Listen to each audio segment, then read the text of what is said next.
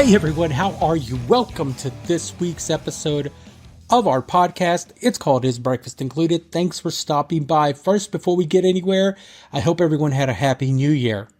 Did you? I know I did.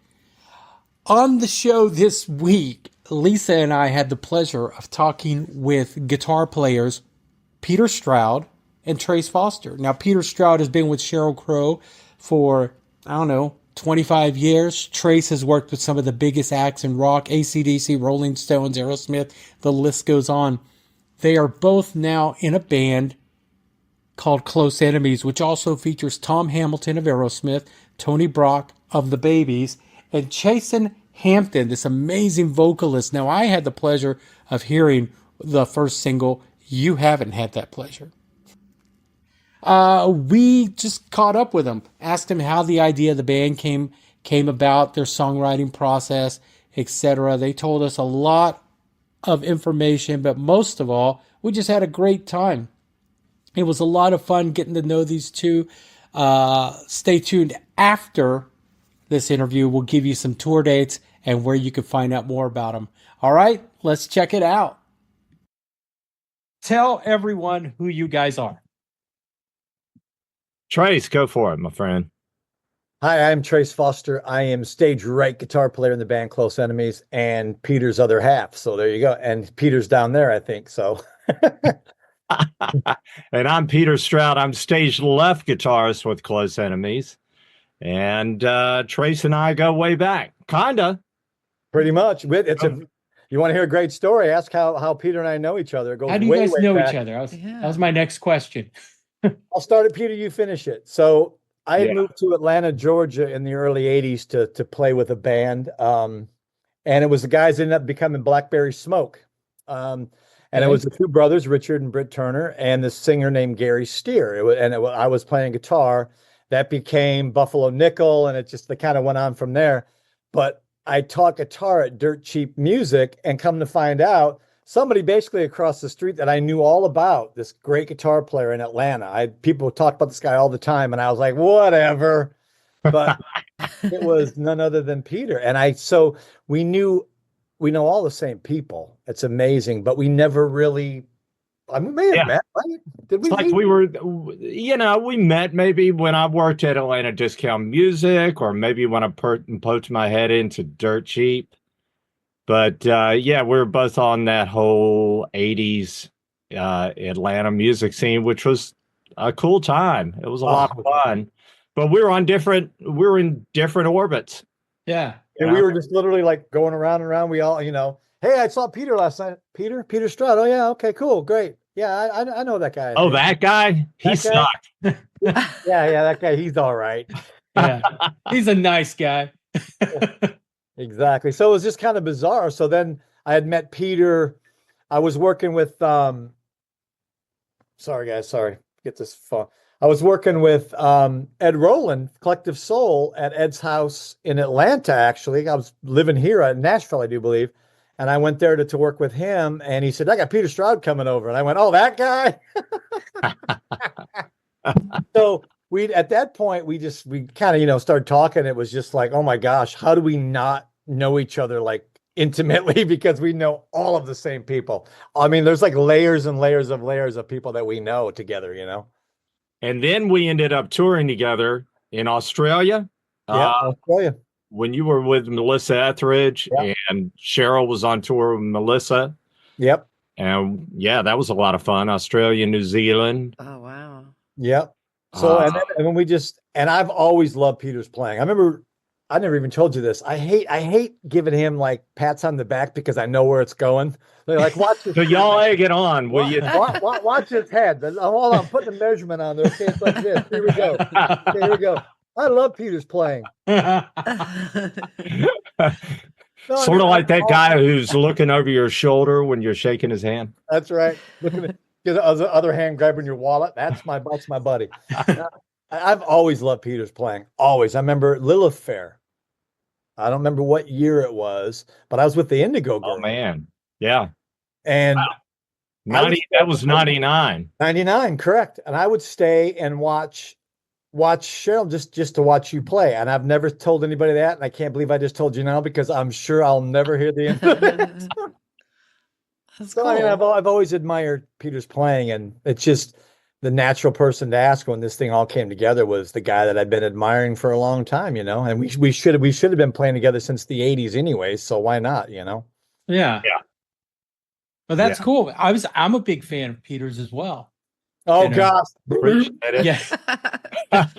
No, when I was working for Tom, you came out, the crew would do the line check, sound check, and you came out. Shit, that's right. You were on that gig. You played some songs, and I was like, make sure you guys get a picture of me next to him when he's playing. And I have a picture of you playing and me popping my head like a parrot over your shoulder. Like that's my picture with Peter Stroud. That's awesome. That was a fun day. That was, Yeah. that was a lot of fun. Yeah. And I'd heard about Trace for years. And then we crossed paths. I came out to visit Greg Howard, and we kind of knew each other via text. Yep.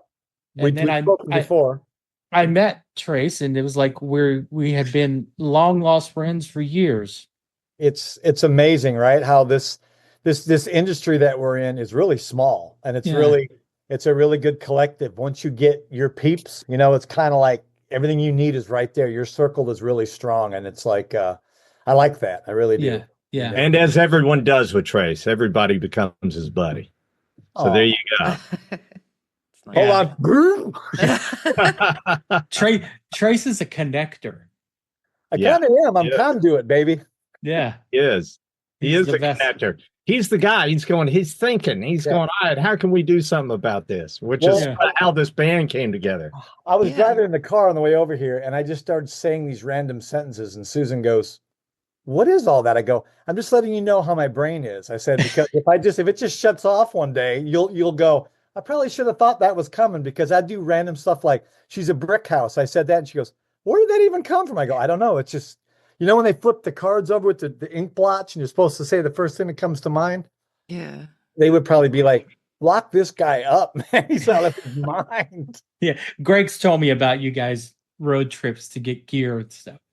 Him and I drove from Boston back to Nashville with a truck full of Brad Whitford's gear, and we were in front of a giant blizzard. We were so tired we needed to pull over, but we're like, if we pull over, we're all gonna die. Just keep driving, man. Oh There's one that was probably in the truck. That was in the truck, yeah.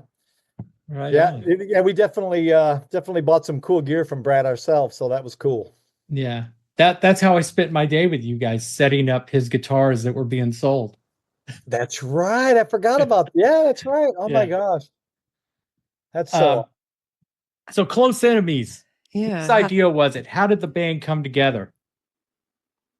I'm sure each of us have our own perspective. Yeah. I remember how, Trace, it was sort of in layers. I mean, Trace and I had already been working on another band project, trying to get something off the ground. And then just out of the blue, I think it was when an Aerosmith tour had to go on hiatus. I'm sure as you know that routine. Apparently Tom and Trace had been speaking where Tom said, man, I got all these creating songs, I would love to try to do something with. And again, the light bulb goes off in Trace's head.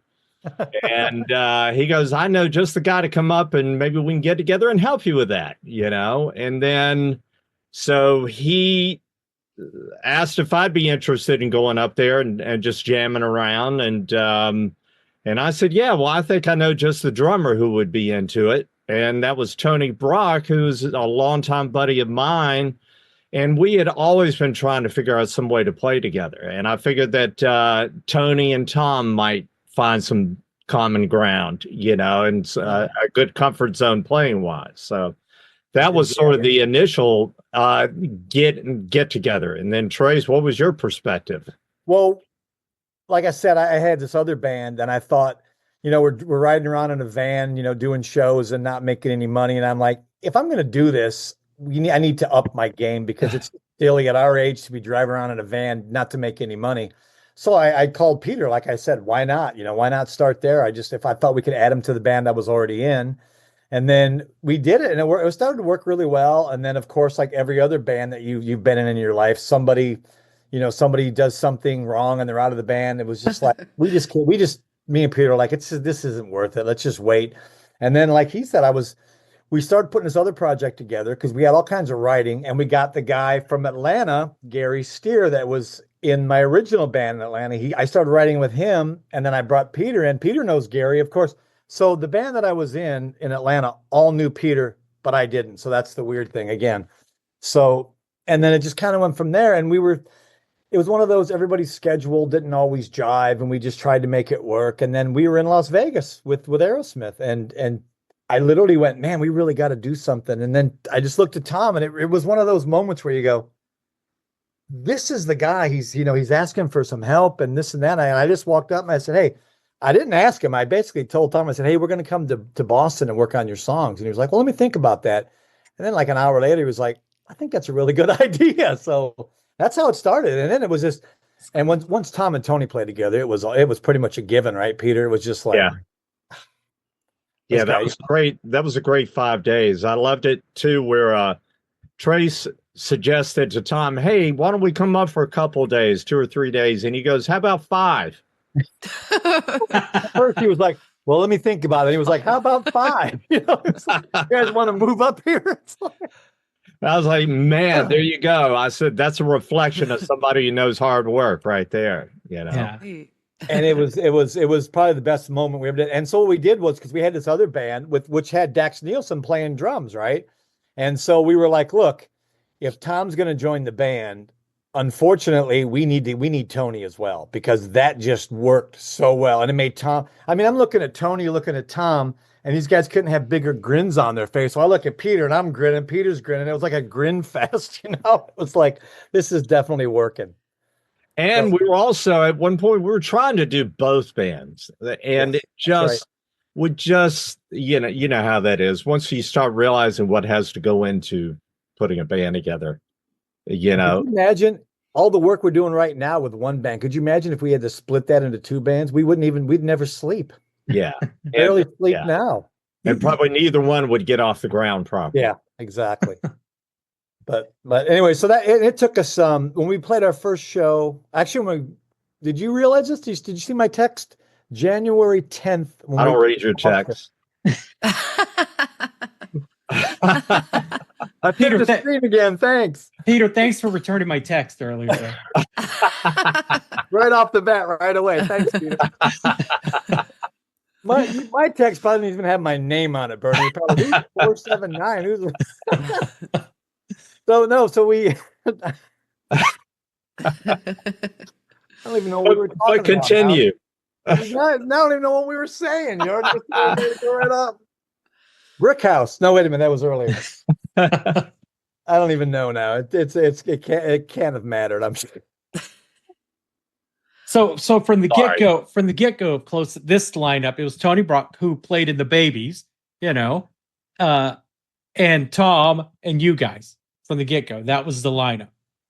Actually, we should probably talk about Boston. Remember, we had a singer in Boston. Remember? Yeah. Tom said that he really wanted to work with this guy named Caleb Johnson, American Idol winner Caleb Johnson, great singer, Killer singer. So we called Caleb, and Caleb was like, "Oh man, I'm totally in." So we all fly into Boston, and he gets in, he checks in the hotel, and he calls me and says, I just checked, I have COVID. So the whole time, the 5 days we were in Boston, he was in the hotel room. So that was our first singer that didn't happen. We've gone through a lot of guys for sure, trying to find the right one. Yeah. And how'd you guys end up with your current singer? I think it's a prison work release for him. He has to do it. Community service. That's right. No, that's Peter can tell you about all the other guys. I'll tell you about Chasen though, because it's very interesting, because a friend of Tom's sent over a tape to Tom and said, "Hey, listen to this guy. I know he's not your style. It's a little more Justin Timberlake-ish, but listen to him." And Tom sent it. He goes, "I don't know what to think of this guy. What do you think?" And I listened to it, And then I went, it's too Justin Timberlake. So we didn't even think about it. And then we tried out a couple other people, I think, right, Peter? Yeah. And then it came back to it. Those didn't work out. And then it was like, okay. So I listened to this song one more time thinking, let me give it another listen to. I listened to it, and there was a different singer in the middle bridge section of the song that was like the most amazing rock voice I ever heard. So I'm trying to figure out, because this guy knows that we have his demo, right, to be in this band. I'm trying to figure out, is it ethical? And I think I even asked you, is it ethical to call this guy and say, hey, can you give me the guy's number that was in the middle? And finally, I was just like, we just got to call it, because it's like, we need somebody. We went through a bunch of people. We'll tell you about that. And so I called him and I said, hey, I don't want to be rude or weird, but I like what you do. It's just really not what we do. But who's that guy singing that bridge section? And he goes, that's me. I said, that's all me. And I went, bingo. And that's why I called you. I'm like, we got him. This is the guy. I knew right away, didn't I? I was pretty sure he was the guy from the get-go. Yeah, you did. You did. And the thing I like about Chasen is, well, again, part of what makes this band really cool is that there's people from so many different areas, and so with a singer that is from the Mickey Mouse Club, who has that kind of pop mentality, but he was more the rock guy with the Mickey Mouse Club, it turns out. To have him singing in this room when we were working on our songs, it was emotional sometimes. The way listening to him sing, it's like, oh my God, I wonder what this guy's like live, because to watch him here, it's emotional to hear him sing some of these parts on the demos.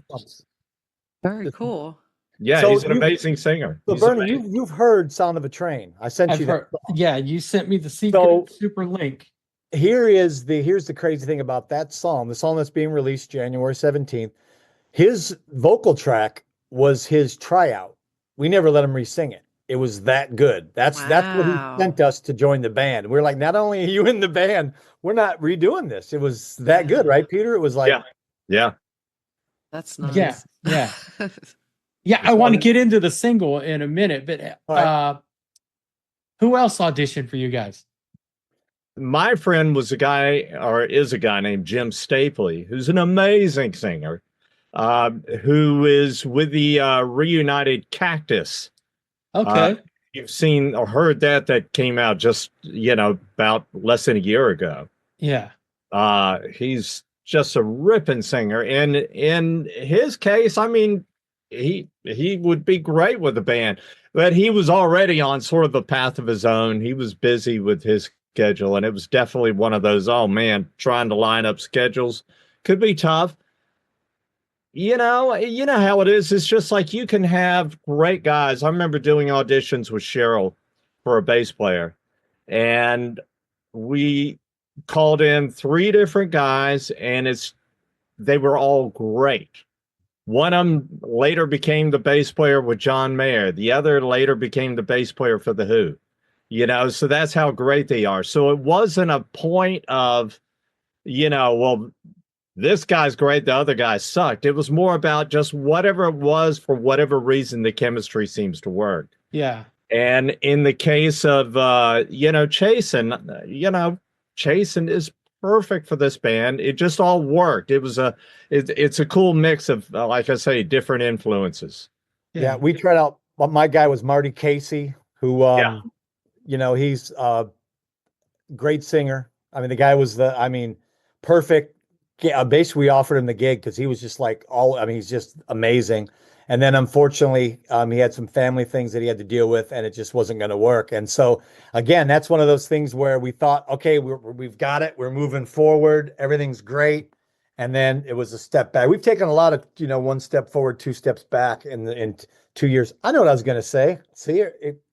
What I was going to say, January 10th, when we play Boston, it's exactly 2 years to the day that we played with Tom in Boston. So it took 2 years from the very first day that we sat and played with him to where we're at. To where we are now, yeah. Wow. So, how did you guys go about the songwriting? In those 5 days, you completed everything? Were the songs already there for you? And go ahead, Peter. Well, that actually, it morphed from that time. There was actually a year before I believe we got back together, or almost a year from that point, because Aerosmith cranked back up again. And then when we began talking, where time allowed for us to get back together with Tom, then it was sort of reintroducing the concept of, hey, why don't we all bring our song ideas in and work and flesh them out together? That was the mindset that Trace and I had been working with through all of the projects. It's like, okay, everybody comes in, it's equal creativity. Yeah. If you bring a seed of the song idea, or if you bring it even, largely fleshed out, that by the time it is done, it's going to have everyone's stamp on it, especially when you have people like Jason, Tom, Tony. Good Lord, Tony, you'll hear. Oh. He is so creative as a drummer. There are 70s drummers, there are 80s drummers, there are 90s drummers, and so forth.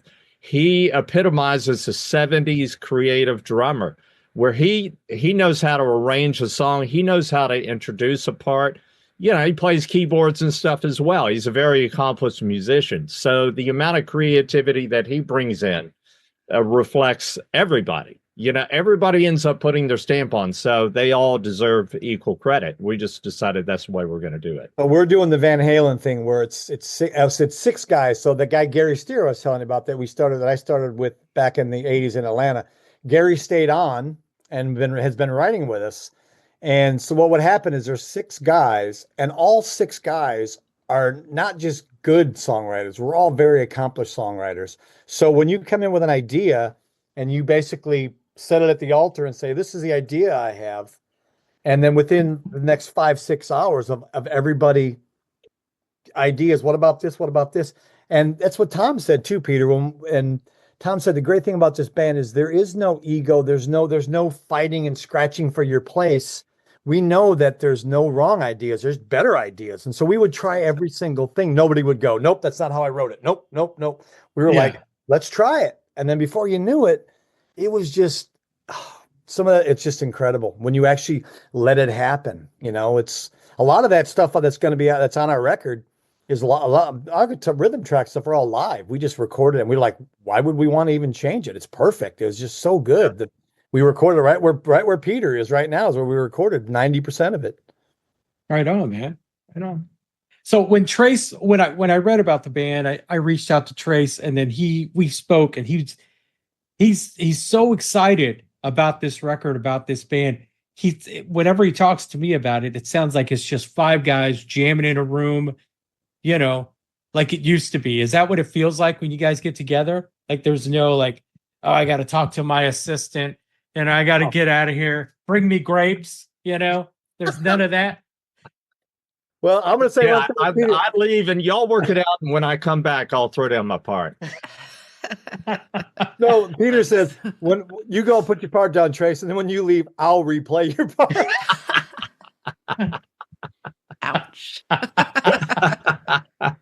Perfect. Let's do it again. No, you're exactly right. I mean, that's what's great about this is it's sort of a return to the beginning for all of us in that sense. And especially this day of age where everybody, has everything at their hand and fingertips to be able to record everything by themselves, but you're missing that camaraderie. You're missing that flow of ideas. And then when everybody's playing together, you're missing that excitement of everybody in the room looking at each other and playing, exactly. Doing multiple takes, and then everybody knowing when you've hit the right one.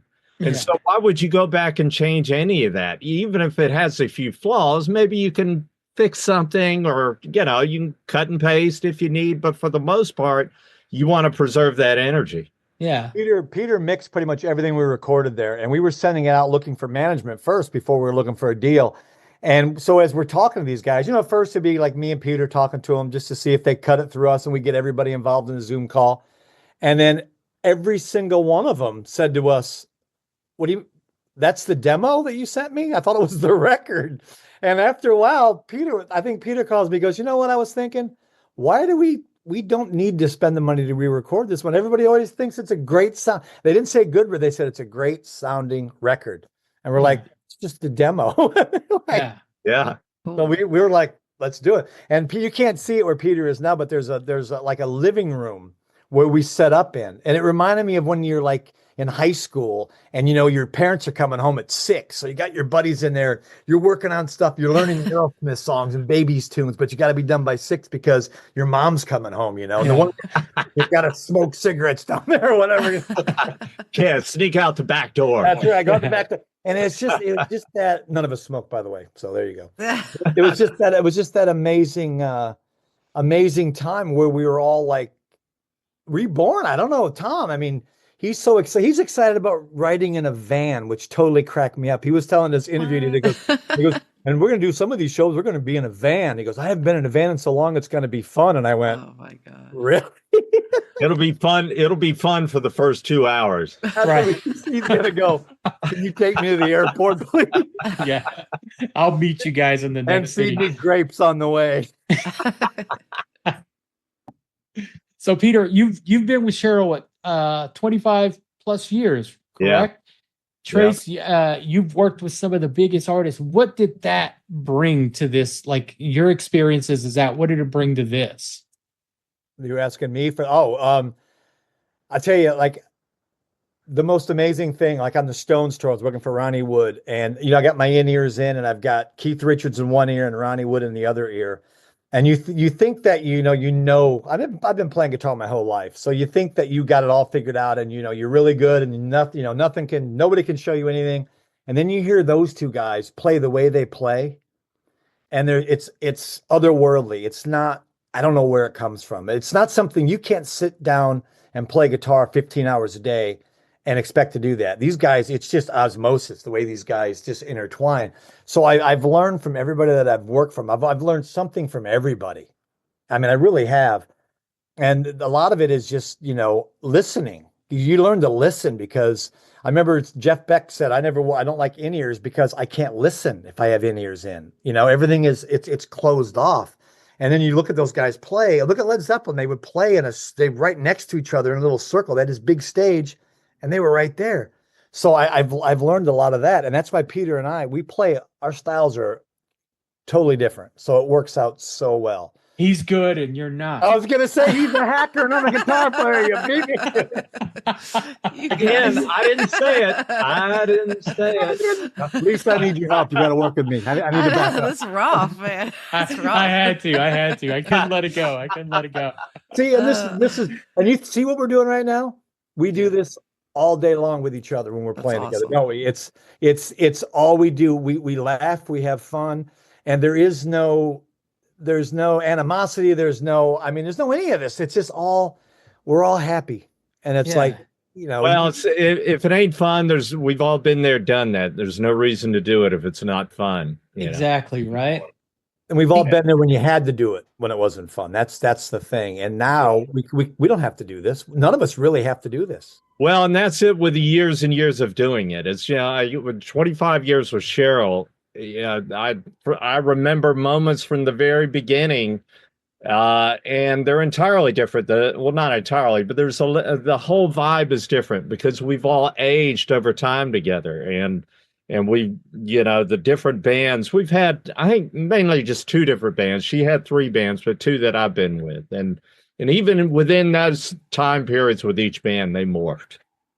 But it's what Trace was saying. It's about listening. I remember during the rehearsals, my first rehearsals with Cheryl, it was almost like she had eyes in the back of her head. She was constantly listening and could tell who played what. Or if she didn't know who was playing what, she goes, that doesn't sound right. It's amazing, isn't it? And, she wouldn't always know how to identify it. So it made you think, okay, you look at everybody else and we'd all be playing, figuring out, okay, what do we need to correct? And we would. And then she'd eventually go, all right, that works. That sounds good. There's so many lessons in playing over the years that you accumulate. Starting with that beginning when I considered myself really green, even though I had been out, each artist you play with that is up at another level, in experience and ability, you draw from it. Cheryl's she's been an incredible lesson. And plus her drive, I would say Trace's drive, comes close to hers. I mean, there's just, she's nonstop. She's the Energizer Bunny, in a way where her mind is constantly, you wouldn't know what to expect coming into a sound check, even where she would throw some new song idea at you to say, hey, why don't we play this tonight, for the set. It would always sort of leave you sort of on the edge of your toes a little, maybe your balance not quite, right. You couldn't settle into something because something new was right around the corner, and that's what makes it exciting. It's still that way. Right. Growing up, I would always make sure that I was the worst player in every band. This is where you say that was pretty easy, wasn't it? I mean, I'd always play with guys that were older. Even when I was like 13, 14 years old, I'm playing with guys that are like 24 years old. And because I just knew at a young age that if you're going to get experience, the best way to get experience is get experience from the people that have already been there. Yeah. And so it makes you better to play with guys that are way better than you. I mean, you can't help but get better. Otherwise you're not going to still be there after a few days. So with these guys, it's great. I mean, it's just wonderful. That's all I can say. I mean, I look over at Tom, I just go, wow, that's pretty cool. That's Tom Hamilton. And I'm sure he looks over at me and he goes, what's Trace doing on stage? Yeah, I think believe it or not, I actually do learn something from Trace. It's a lot of fun playing with him. Yeah. Right on, man. Yeah, we definitely have fun.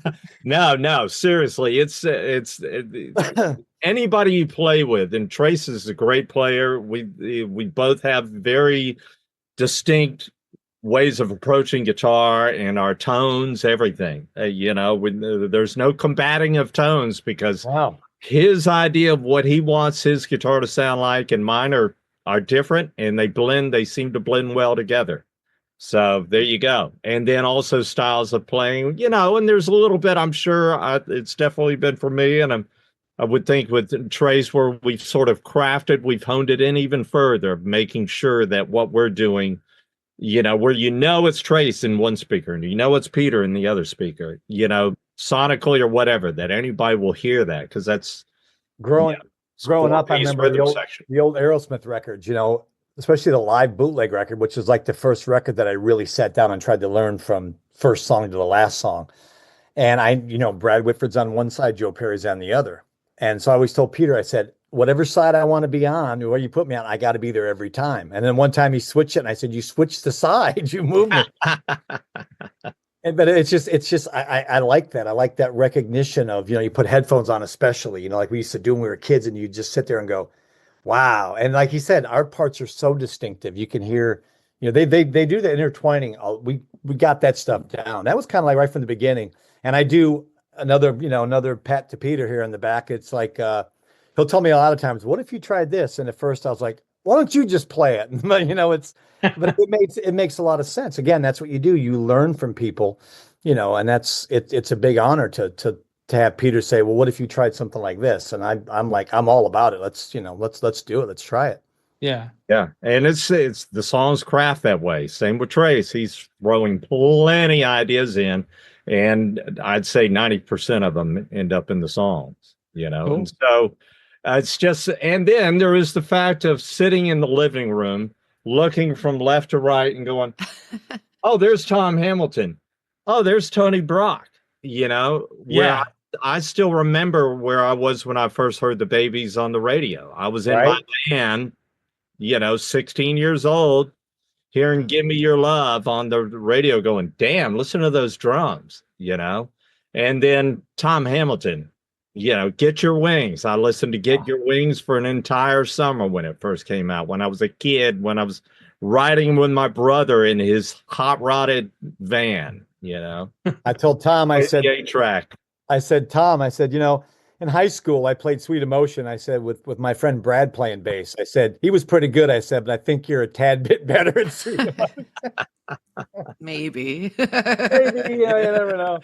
No, we can't help but be fans of the guys that we looked up to. And the fact that they consider us to be on the same level is amazing. I mean, it's amazing to know that every one of us, we don't look at each other and go, that's all right. We look at each other and go, this is amazing. We all just, it's nothing but praise for each other. And it's again, it's so much fun. That's great. Do you guys have any special gear or rituals or anything that you take with you on the road that you just need for a good performance? I have mine. What's yours, Trace? I'm trying to think. Well, yeah. You go first. Let me think. I tried to, when you and I first started playing together, I was like, okay, I want to simplify things. I want to make it to where, it's like I have my palette, so to speak. Yeah, for Sounding sure. stupid, but it's like, I want to use a Marshall half stack again, period, the end. I want to use my favorite 50-watt head, or maybe two, but mainly one 412 cabinet. Maybe a pedal or two. Initially, it was no pedals, and then guitars with P90s, period. And that would be two. That was initially how it started, and still is. I'm just taking two guitars out on this tour. So the Marshall half stack is sort of the limitations I've put on myself. And so mine's kind of funny because, see, this is what works so good with Peter and I. I have a high watt half stack, high watt head, high watt cabinet. I love the sound of high watts. I love that. I love the clarity, and I like to be able to add different distortion pedals for different sounds of distortion. So I'm a little more trying to, fill in different spaces with different colors. So my palette's a little, just a little different every time. And I play tellies. I'm a huge telly guy. So it's like, Peter's playing the P90s and the Gibsons, and I'm on the Fender tellies and with a high watt, and he's on a Marshall. You can't get any cooler than that. I mean, it really doesn't separate itself any more than that. So, but I have no real rituals, but I just got to make sure I eat cereal before I play. I don't know. That's kind of a weird thing, but I do. But not with milk, just in a cup. I've been doing it since like 1990. I always have a red Solo cup full of cereal. So I don't. Yeah. I was wondering why the Count Chocula was on the rider. See, I'm never going to live this down. All you had to say, Trace, was no rituals, but no, you had to say it. Yeah. No. We'll never live it down now. That's right. I want to talk about your single. It's coming out on January 17th, Sound of a Train. Trace sent me that link early last week to check it out. And he specified and he urged me to listen to it. Give me your honest opinion. Don't sugarcoat it. Don't tell me you like it because you're my friend. And why do the good ones always sound like you've heard them before?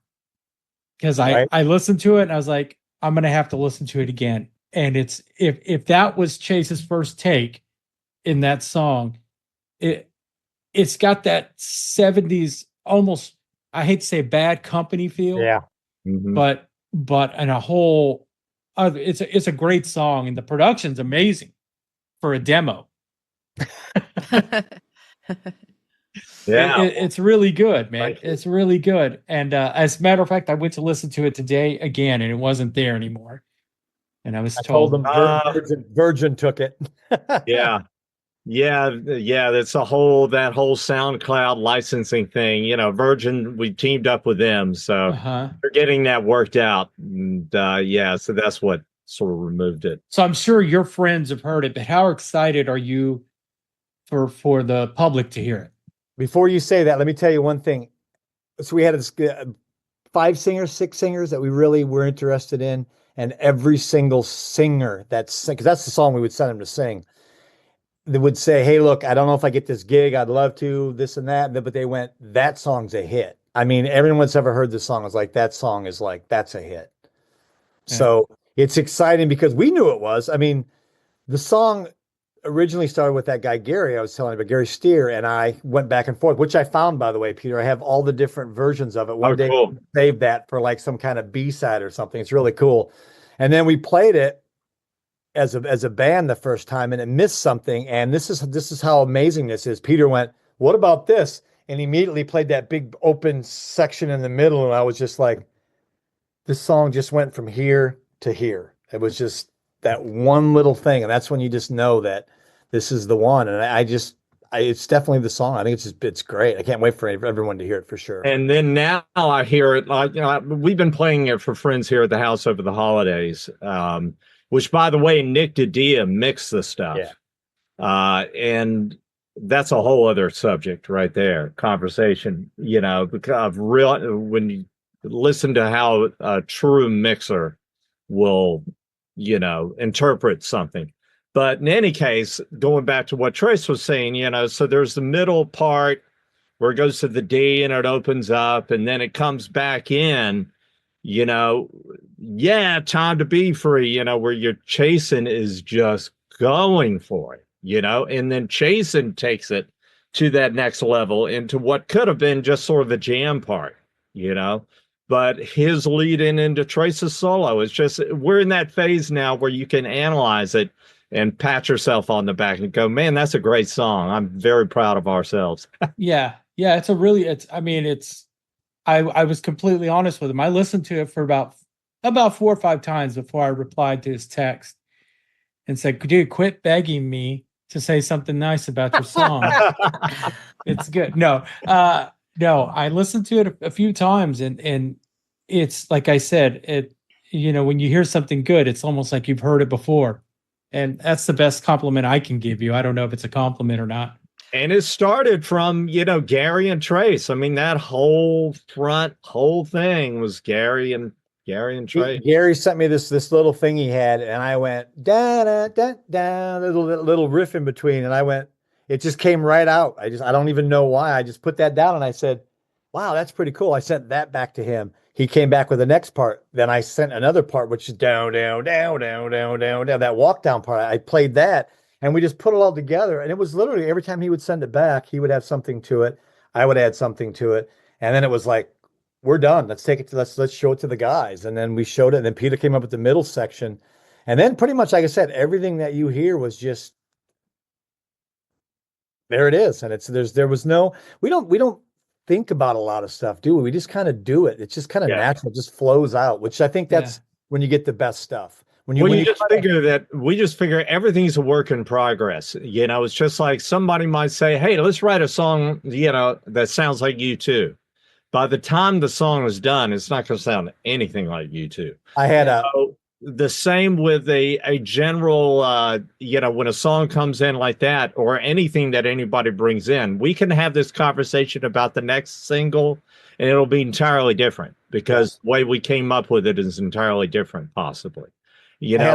So when we go at it, and at the end of the day, we go live with it the way it was, because that was our first instincts.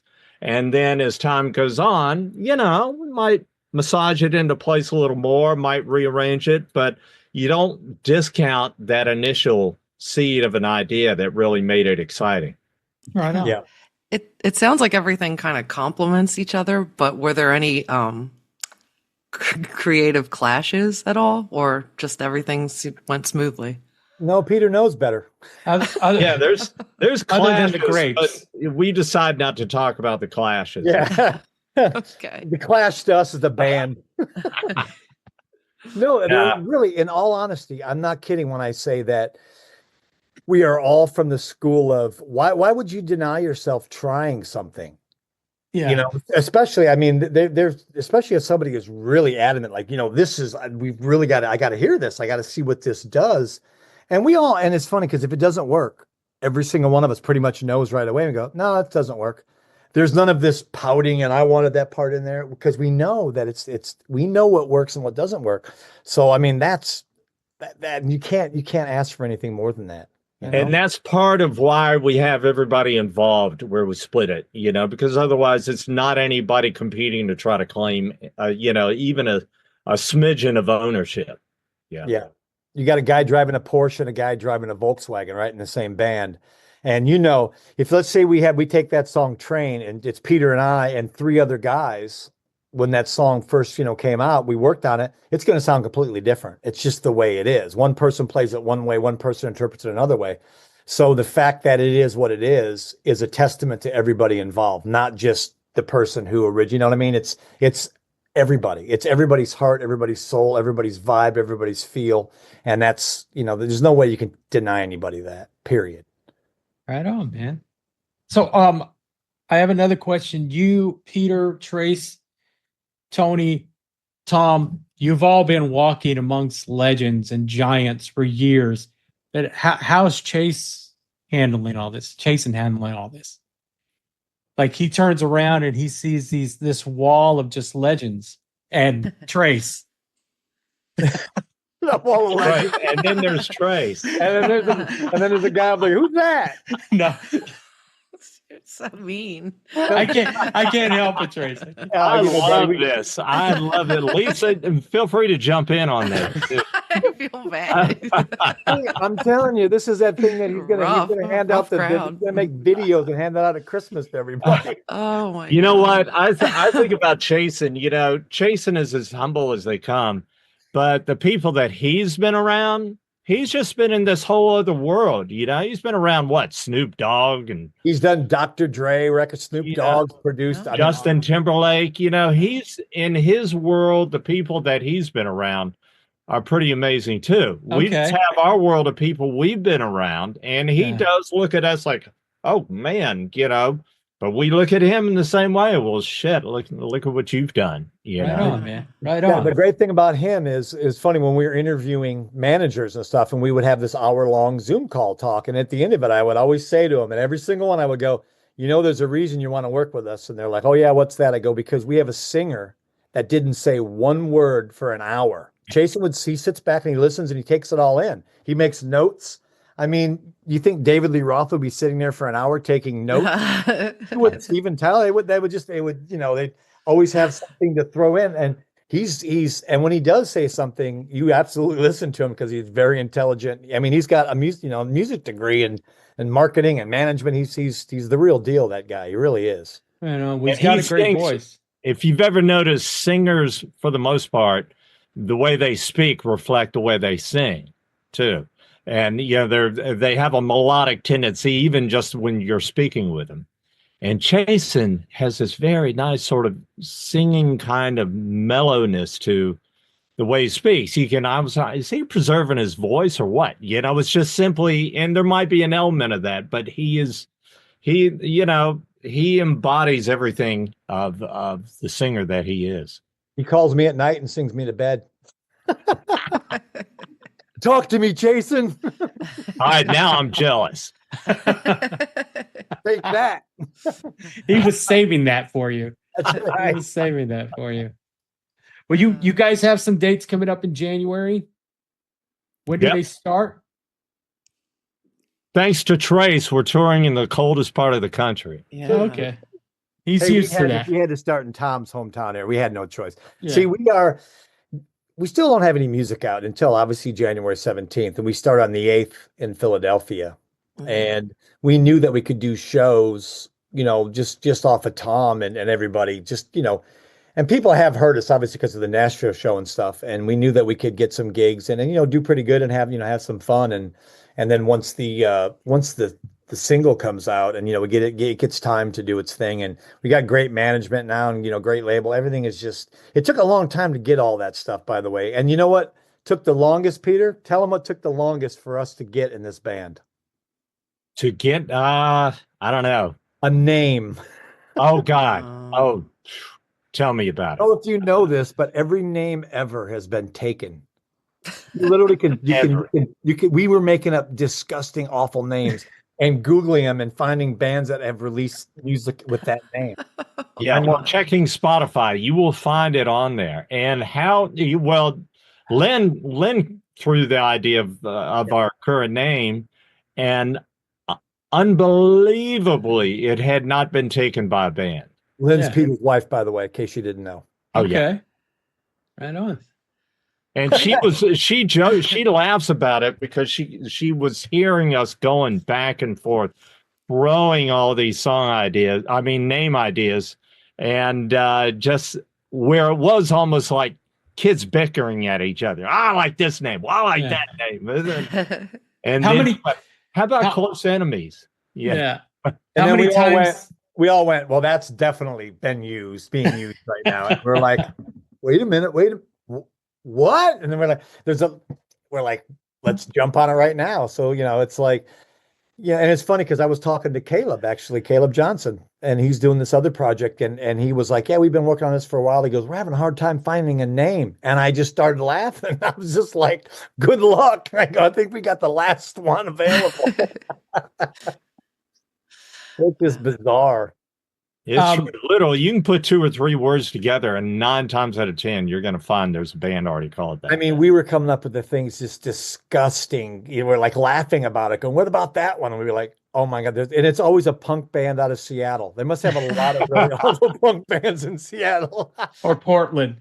Right? Pretty much that area. Yeah. It was classic. Right on. Where can people find you guys online? Our website is www.closeenemiestheband.com. And of course, Facebook. I think it's Close Enemies, but maybe sometimes Close Enemies the band. I can't remember. Close Enemies Official on Instagram. Yep. And then we have a TikTok. Facebook and Instagram are the most active. The website more so. Of course, we have all our merch on the website. Yeah. And we're getting we're doing meet and greets for our shows, and it's so grassroots, and it's really exciting to be part of this right now, because we all know, and Tom especially is like, yeah, I know how this goes. You start here, and hopefully, next thing it goes to here, and then we're really excited. We don't expect it not to do big things. We really don't. I know do people care? We like to think that people still like good music. If that's the case, we should be just perfectly fine. Yeah. I look at it this way, that there's an audience for everyone out there. So even those punk bands in Seattle. Yeah. Name Zero Toes. Zero toe vomit puke band. But in any case, so in this period where you become your own record label, where your own merch company, where you're doing everything yourself, that means, ultimately you have the complete freedom to put out there authentically what you want. You don't have to try to tailor it to an audience. So that is also what has given us the freedom for everybody to just bring in their song ideas, and for us to flesh them out the way we personally want to hear them, because we know there will be an audience who will like it. Right on, man. How big it is, or it doesn't really matter. We'll have enough that we'll have fun doing it, and there'll be hopefully enough to fill up a club at least. Yeah, I think so, man. It's like I said, if if the songs are as strong as that single, I don't see it being a problem. We appreciate it. When we played live, Bernie, when we played Nashville, it was amazing, because that first song, nobody's heard any of this music at this point. So, you're playing for people who just know Tom Hamilton, Aerosmith, Tony Brock, Babies, Peter, and Stroud. So they don't even know. For all they know, we're a spoken word. They don't know. They've heard nothing. So they show up. We come out and say, thanks for coming out. And we kick into the first song. And that was probably the most terrifying moment of my life up until the song ended. And then it's like, you're waiting for that. Oh gosh, what if they don't clap? What if they don't like it? And people went sideways. They loved it so much. It was, they were hollering and cheering. And we were like, okay, this is a really good sign. Let's have fun. And it was like, at that moment on, we knew that because you get too close to stuff, right? Right, Peter, we played it every day. Yeah. It's amazing. This is amazing, but you don't really know, because it's up to you. We make it how we feel, but you got to, determine what it actually is, Yeah. Yeah. I'm excited. I'm excited. It'll be good. Well, I have tickets for the New York show. All right, on. Don't. Did you pay the extra money and get the meet and greets? Just for Peter. He only paid for Peter. Yeah, I paid for Peter's meet and greet. Yes, 48 cents. She got in there. Lisa, I thought we were hitting it off for a minute. I'm sorry. They peer pressured me. Hey, you know what? Like Tony says, it's taking a piss out of each other. That's what we just do all the time. Yeah. It's fun. It's fun. It is fun. Keep on your toes. Guys, Lisa and I want to thank you for taking the time to do this. Like I said, Cool. I'm a fan of the band already. I'm excited to see you guys live. Peter, thank you so much. It's Thank you been a very pleasure much. meeting you. Trace, of course, I'm so happy for you, brother. Thanks, brother. I appreciate that. This is a big deal for us to have you guys on the show. So thanks for taking the time. Our podcast, it's called Is Breakfast Included? I'm going to let Trace answer this one first. If we were having breakfast, what would you have? Oatmeal. Cereals for dinner. Just Peter? plain oatmeal. Well, that depends on the day, Bernie. Is it before his grapes or after his grapes? No, this morning it was oatmeal. Yesterday morning it was roast beef hash with 2 eggs over medium, run across the top. It's called moderation, all in moderation and balance. Did you really have that? Or are you making this up? No, that's the wearing a Stroud robe routine. and slippers? Yeah. That's the Stroud routine. Did you have a robe and slippers? Yeah, a silk one. Yes. There's a good story on, it's totally off the side, but one of the funny stories I remember Cheryl telling me is when she had moved to LA early on, and she lived in this apartment building called the Fountain Blue, I believe at the time. It was on, what's the name of that? What they call the LA highway, the Hollywood highway. That's the road that runs parallel to Sunset. La Cienega? It's Fountain, I believe. Yeah, I know. Yeah. Yeah. So there was they had a fire alarm pulled, and so in the middle of the night, everybody's out, and unbeknownst to her, Stray Cats, what's his name? Setzer? Setzer. Yeah. Brian Setzer comes out in a satin pink robe. Might have even had a fur collar or whatever, just looking totally like Brian Setzer, the rock star, at 2 or 3 in the morning. I said, okay, all right, rock star. There is something to be said about living the life of a rock star. Right. Yeah. I think that's amazing. I could picture Tony. If anybody, I think in this group would be that guy. I think it'd be Tony and in the robe with the fur collar and stuff. Oh yeah, no doubt. Well, guys, thank you so much for your time. Thank you. Looking forward to the album. When does the album drop? I'm sorry. So what we're doing is we're going to do the first single on the 17th of January. We're going to do another one probably right at a month later, Peter, maybe February 17th. Yeah, 3 or 4 weeks later. What we're going to do is we're going to do the first 3 or 4 as singles. And then I think we have 10 songs on the album, I think. Yeah. That's the other thing. We literally had to make a conscious decision to stop writing because we have so much material. And we have 10 more songs in the can that we're working on. Easily. And we could not a problem. That's not a problem. So one thing this band doesn't have the problem is good and material, and it's good material. It's, those other 10 songs aren't throwaways. Those are 10 good songs that we're going to use for the next batch, and we do, never run out of ideas. But so we're going to do 3 or 4, and then we'll release it all.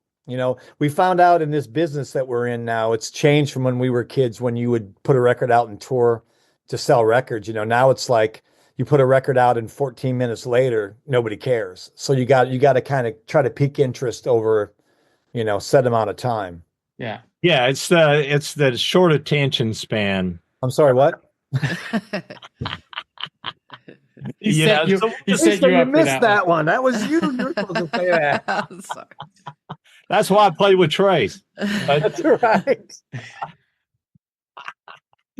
Now I think that way, that's the equivalent of us playing clubs in our hometown. Man. We just keep putting out songs over a period. Good. We could do it for like the next 14 years, probably. Hey, well, Lisa, where are you located at, Lisa? I'm in New Jersey. I'm in Jersey Coming to City. the New York show too? Right. Yeah, sure, definitely. Yeah. I'll get the group meet and greet. Yeah, the whole package. While I'm talking to Peter, I'll let him know to tell you hi for me. Okay. While I'm having security escort you out of the building, I'll make sure they tell you I said hi. Oh my God.